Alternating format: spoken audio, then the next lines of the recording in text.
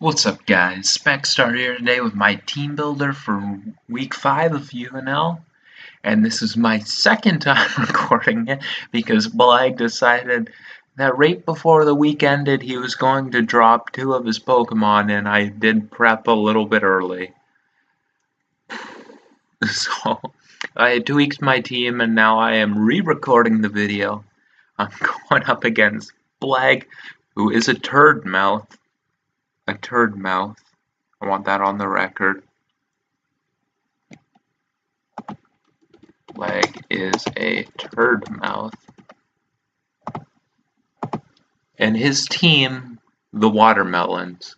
He's got a team consisting of Tapu Koko, a Z user, Tangrowth, Skarmory, Hawlucha, Linoone, Volcanion, another Z user, Araquanid, Nidoqueen, Espeon, Tyranitar Mega, Raichu, Alola, and Swampert. When I prepped for this team the first time, he had Hoopa Unbound and Chatot over Espeon and Swampert, and while this matchup might even be easier to deal with, it's also annoying that I had to change the team and re-record this. So I guess I should start. Well, I'll look over his team before I start diving into the sets. Of course, Tyranitar can always be annoying. Koko with the Z move can be hard to switch in on, especially if it runs like Brave Bird for a Moonguss. U-turn would be a little bit annoying for Zeraora. Hawlucha's a massive issue that I did a lot of prep for. I put a lot of thought into it. Linoone can always do Linoone things if it gets the right opportunity. I personally didn't think he would bring it because I have Ditto, so I didn't put the priority on bringing Ditto this time. He's got Volcanion, which is always a nightmare to switch in on. He's got webs and good hazard stacking potential, which was something I had to really consider, especially because I couldn't really bring my Mega Latios, considering that he has Mega Tyranitar, and a Latios I would have to run to deal with Tyranitar didn't really do anything for the rest of his team. So I'm going to dive into my sets here. My first set here is my Blaziken, the Colonel, running Fightinium, 2 attacks, and Defog.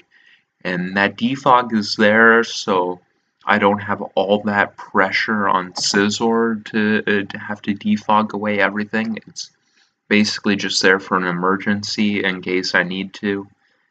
And also I really didn't need another move to hit his team. The dual stab covers it real well.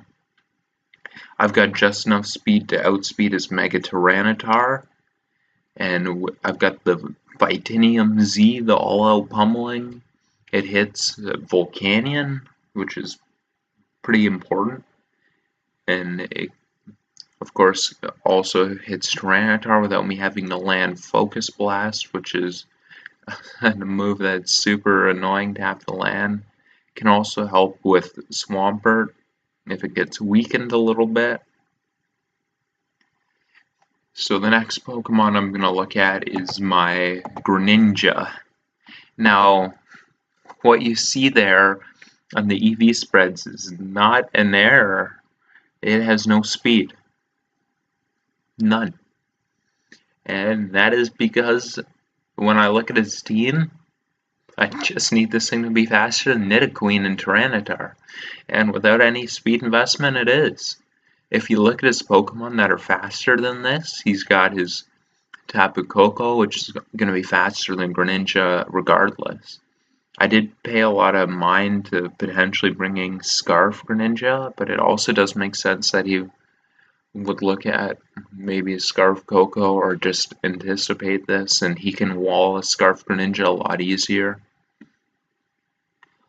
And the other mons, he has a Raichu Alola, which is for sure knocked out by Shadow Sneak. That's why I'm Naughty Nature, to make sure that Shadow Sneak knocks it out. And Espeon, which takes a ton from Shadow Sneak, so really I didn't need to be faster than anything else. I've got the U-turn just because it hits his whole team really well. Shadow Sneak, like I said, for Raichu and Espeon. Ice Beam hits really everything that U-turn doesn't, particularly Skarmory. It's also nice to be able to hit Tangrowth on the special side. And I've got the Hidden Power Electric to use as terrain against him, particularly for his Volcanion. And I'm running Life Orb again just because I have to make sure I knock out Raichu. So that's going to be our Greninja set. Next is our Zeraora, and we got to run an Assault Vest set here. We've got the speed on this thing to outspeed a Mega Tyranitar at +1. And I've got the Assault Vest because it's just really nice in this matchup. It makes dealing with Coco a lot easier. It also helps with Espeon, Raichu. Raichu's a big one. And Nidoqueen a little bit. I've got Close Combat to hit his Tyranitar. HP Ice to hit Tangrowth and Nidoqueen.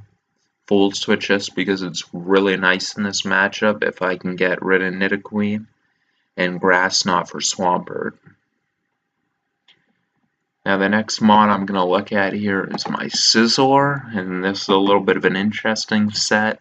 I've got the max attack, max HP with Aerial Ace, Bullet Punch, Defog, and Roost.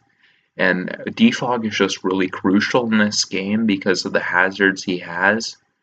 And Aerial Ace is for Hawlucha. I am really worried about Hawlucha, and this is a way for me to make sure I can deal with it. This is going to have to be my answer for it if it does get to set up on something.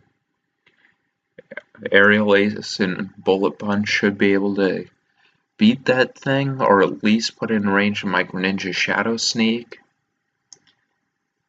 And basically that explains it. We've just got our Scizor here for Hawlucha. Next set we've got our Moonguss. And yep, I'm running Spore against an Electric Terrain team. It just has a really good matchup against him if he loses out on the terrain. He could try to bring Coco in on this if I get it in outside of the terrain, but that is a risky move he has to make, especially with Sludge Bomb right there. And I've got Stun Spore because basically it covers everything else, crippling them, all the things that would want to come in on this. Things like maybe Volcanion, Nidoqueen. A lot of what he has that would want to come in on this Pokemon do not like being paralyzed. I've got the Giga Drain to hit the Tar mostly, and Sludge Bomb to hit the Tangrowth primarily. Basically, one of the main reasons I wanted to bring this Pokemon is because there was maybe a slight Tangrowth vulnerability with the rest of the team, and as long as I have this Pokemon, Tangrowth cannot do anything. And for our last mod, we've got our Umbreon with a little bit of an interesting set. I'm running Toxic, Moonlight, Heal Bell, and Pursuit. Now, Pursuit's there to make sure that Espeon and Raichu don't become a problem. I want to be able to trap those things. Trapping Espeon really sets things up for a Moonguss. Trapping Raichu makes sure that thing doesn't just take chunks out of my team. And I'm running specially defensive to make sure I can deal with Raichu and also Volcanion. It can also help me deal with a lot of variants of Tapu Koko. I've got the Moonlight because Moonlight and Heal Bell are my thing. I always like to free up the move slot for Heal Bell. And I needed the rest of the moves. I couldn't afford to have both Wish and Protect on this thing. And yeah, that's going to be my team here. I've got the Blaziken, which is all-out pummeling, especially attacking.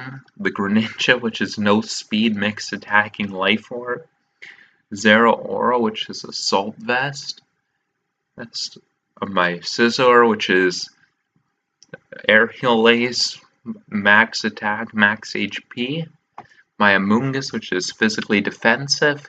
And my Umbreon, which is specially defensive. So if you see this video, the battle's going to be up not much long after. Thank you guys for watching. Have yourselves a good night.